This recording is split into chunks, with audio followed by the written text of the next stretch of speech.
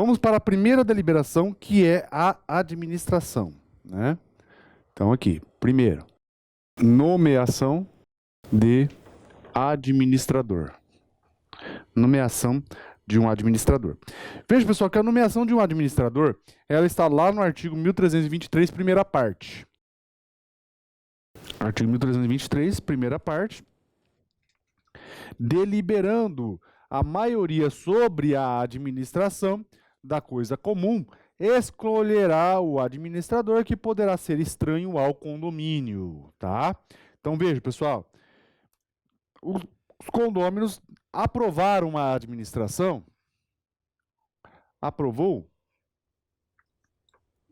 então eu tenho que nomear o administrador. Administrador, que pode ser um próprio condômino ou um terceiro. Esse terceiro, pessoal, pode ser tanto pessoa física quanto pessoa jurídica, tá? E lembrando, pessoal, que como na qualidade de administrador tem remuneração, é possível remuneração, tá? Na qualidade de administrador, tanto o próprio condômino quanto o terceiro tem direito à remuneração, se for o caso, tá? Só que dentro dessa análise aqui, pessoal, pode acontecer de nunca ter tido deliberação, mas nós temos aí dentro do condomínio uma coisa que nós chamamos de administrador de fato. Administrador de fato. O que é o administrador de fato, pessoal? É uma situação que está lá no artigo 1324 e ela acontece quando um condômino assume a administração do condomínio sem oposição dos demais. Então, veja, pessoal, o que acontece? Um condômino assumiu a frente do negócio. E nenhum outro condômino protestou, não reclamou. Esse condômino que assumiu a frente está fazendo tudo certinho, está prestando contas, está cobrando as despesas, está distribuindo os lucros, os frutos, e ninguém protestou.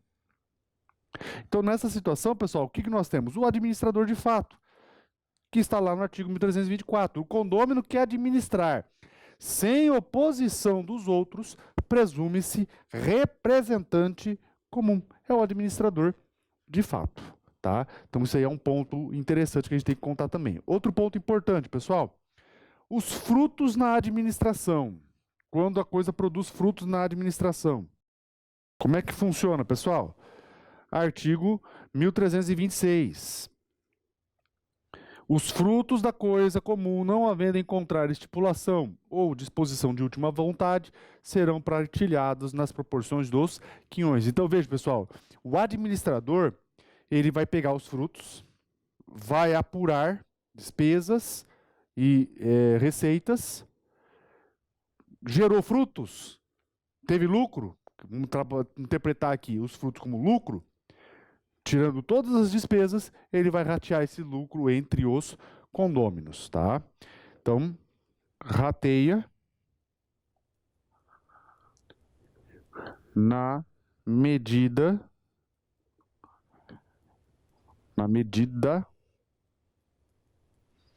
das frações.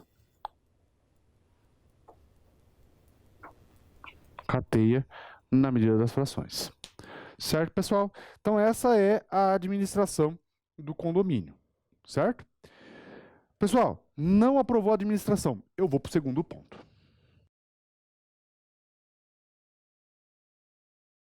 Segundo ponto, pessoal, eu vou ter que deliberar pela locação, que está lá no artigo 1323, segunda parte. Artigo 1323, segunda parte. O que ele fala?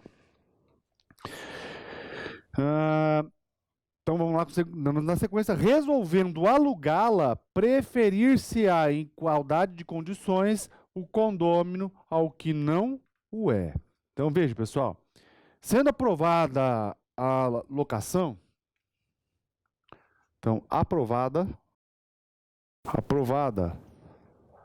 a locação, eu tenho que verificar se algum condômino quer. Então, verificar se algum condômino deseja alugar.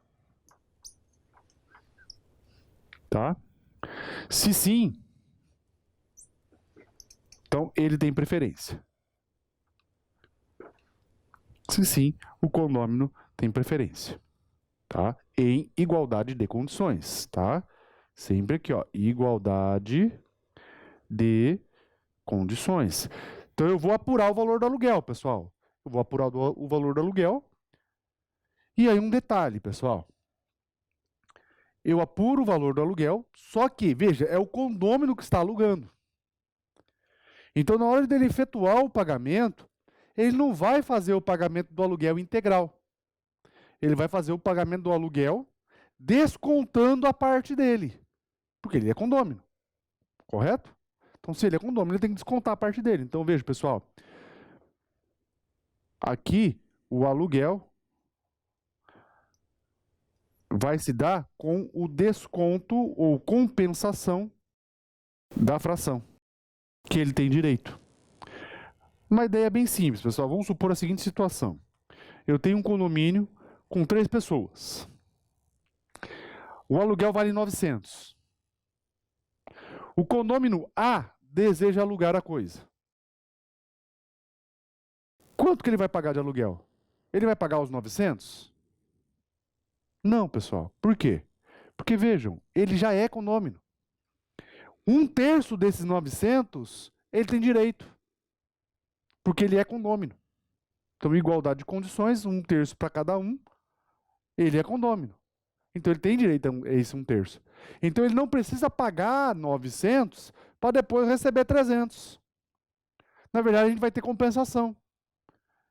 900, ele tem direito a 300, então ele vai compensar e vai pagar uns 600. Essa é a ideia. A não ser que os condôminos deliberem pela criação de um fundo. E aí, então, esse aluguel é depositado integral, fraciona as despesas, os lucros, a renda final, é particionada entre os condôminos uma vez por ano, por exemplo. Mas isso aí é pela deliberação. Na regra, mensalmente é assim que funciona. Pessoal, nenhum condômino deseja alugar.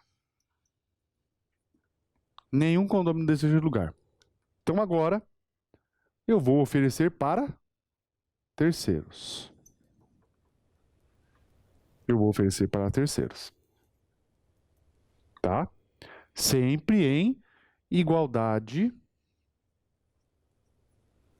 de condições. Então vejam, pessoal, quando a gente fala igualdade de condições aqui e aqui, significa dizer o seguinte: mesmo valor e formas.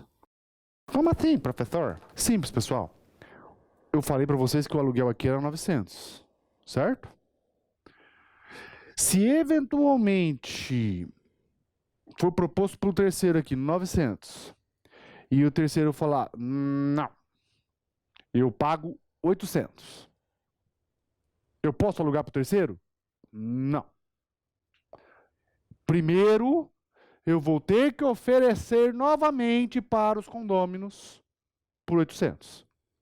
Se nenhum condômino quiser por 800, aí sim eu posso alugar para o terceiro. Então, cuidado, pessoal. Havendo contra proposta, nova preferência deve ser consultada, tá?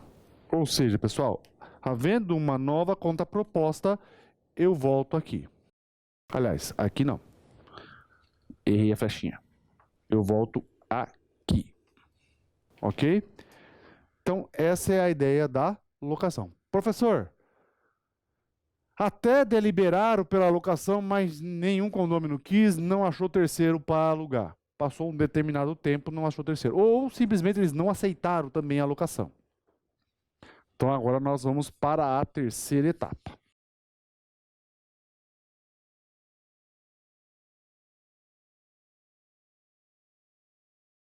Terceira etapa, pessoal. Divisão da coisa comum. É a terceira etapa. Só que o detalhe, pessoal.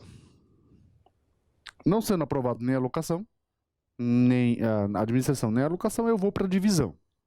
Tá? Só que a divisão, na verdade, pessoal, ela pode ser por deliberação, quando há desarmonia, ou simplesmente por vontade de qualquer condômino. Qualquer condômino pode falar, ó, não quero mais. Isso está, pessoal, no artigo 1320, primeira parte.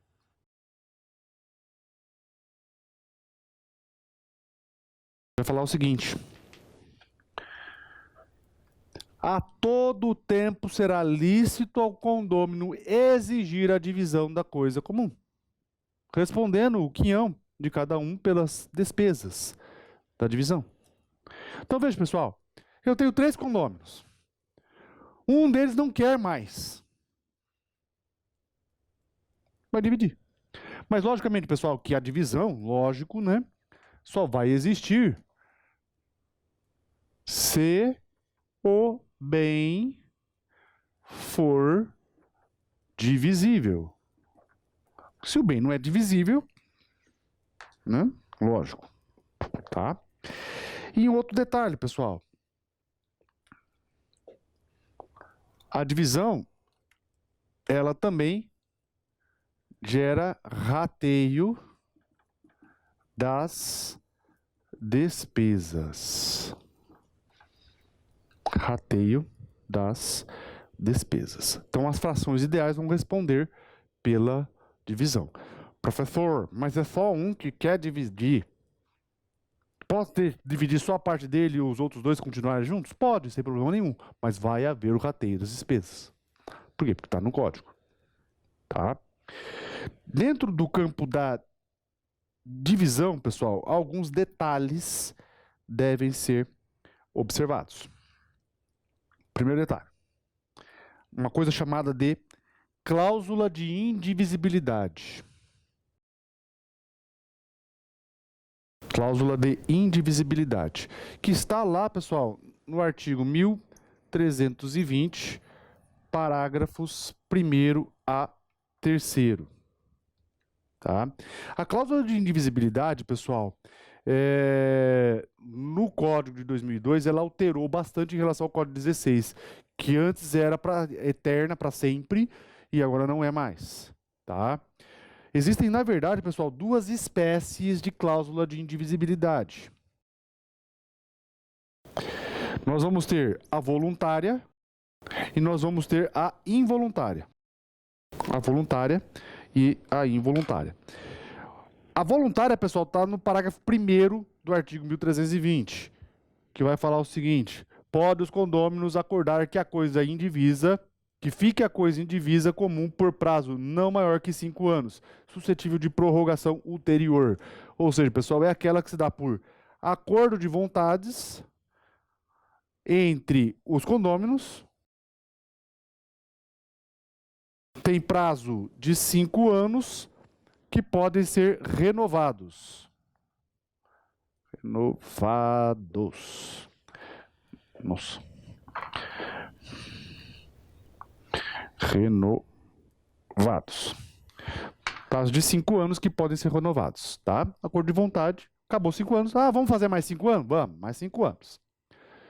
E aí, involuntário, pessoal, lá no parágrafo 2º, não poderá exceder a 5 anos a indivisão estabelecida pelo doador ou pelo testador. Ou seja, pessoal, é aquela que se dá por determinação do doador ou testador. Essa, pessoal, é limitado a 5 anos. Não prorroga. Ah, professor, mas eu posso fazer por mais 5 anos? Sim, você pode. Mas aí, acabou esses 5 anos aqui, você vem para voluntária. Você vem para voluntária. A involuntária não, pessoal. Estabeleceu a indivisibilidade no testamento ou na doação, ela é 5 anos. Acabou os 5 anos, acabou a indivisão. Se as partes quiserem ainda manter a indivisão, aí eu vou para voluntária. Certo? E ainda assim, pessoal, ainda assim, mesmo que haja a cláusula da indivisibilidade, pode o juiz determinar a divisão. E isso está lá no parágrafo 3º, que traz os requisitos para isso acontecer, pessoal. A requerimento de qualquer interessado e as razões graves o aconselharem, pode o juiz determinar a divisão da coisa comum antes do prazo. Então, veja, pessoal, havendo requerimento de um dos interessados e havendo aí gravidade nos motivos, situações imperiosas, situações graves, sérias, pode o juiz determinar a divisão da coisa, ainda que vigente cláusula de indivisibilidade. Tá? Por fim, pessoal, em relação à divisão, a gente precisa só dar um toquezinho em como que funciona, pessoal, o procedimento, aonde que é, como é que faz essa divisão, pessoal. A divisão, ela vai se dar por meio da ação divisória.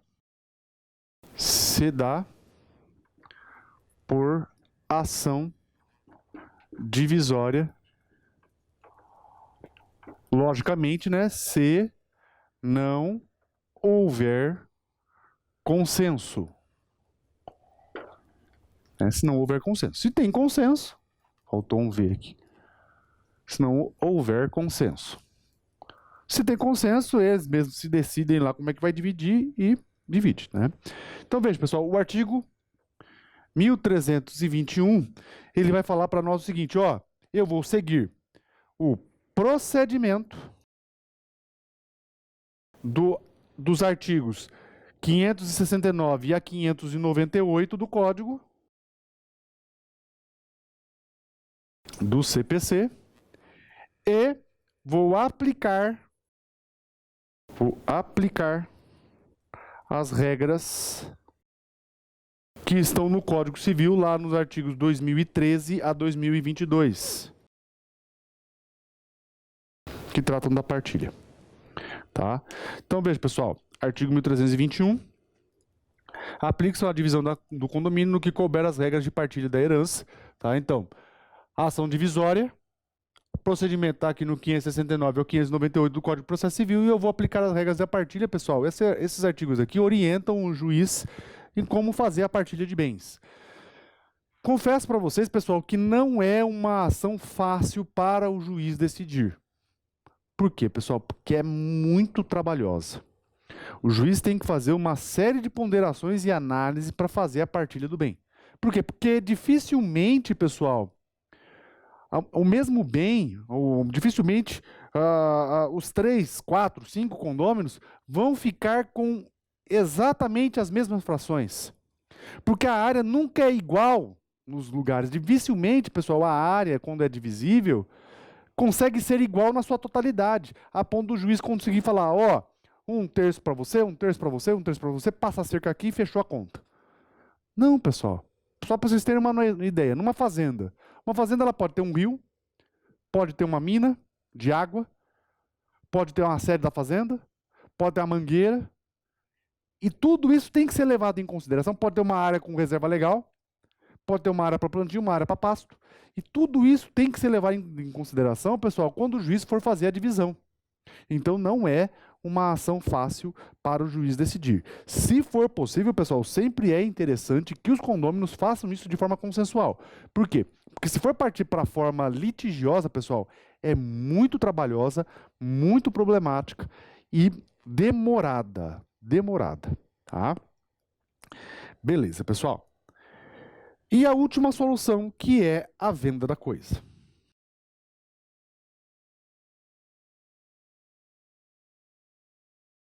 Vamos agora, então, pessoal, para o último ponto quando há nesse problema aí de quebra de harmonia, mas também é um ponto, pessoal, que, em tese, vai se aplicar em qualquer situação onde nós temos a vontade do condômino de não permanecer mais no condomínio. Então, segue a mesma ideia, o mesmo princípio da divisão, tá?